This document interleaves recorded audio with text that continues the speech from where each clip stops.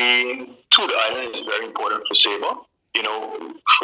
I think over the years we've seen that go down due to the pandemic, due to the hurricanes, and we are looking for more reliable ways to continue to have people can come to the island.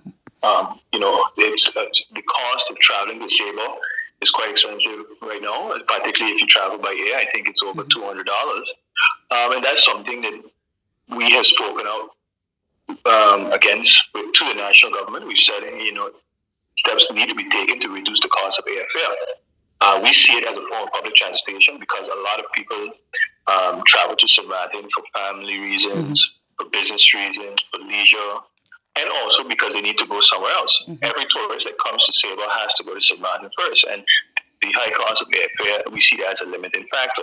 So we do hope that, with better infrastructure, we can attract more aircraft and more ferries to the islands to hopefully reduce the cost of, increase demand and supply to the island.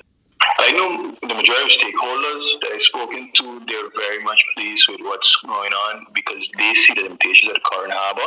I think the population in general is very proud to see a new development. The last harbor was built, I believe, 50 years ago, and you can imagine that the size of the island, the population has grown, demands on the harbor have grown, and so it's served its useful life, so to speak. And so I know everyone's looking forward to see what is going to happen with the new harbor and where we can go with that, what the future holds for us.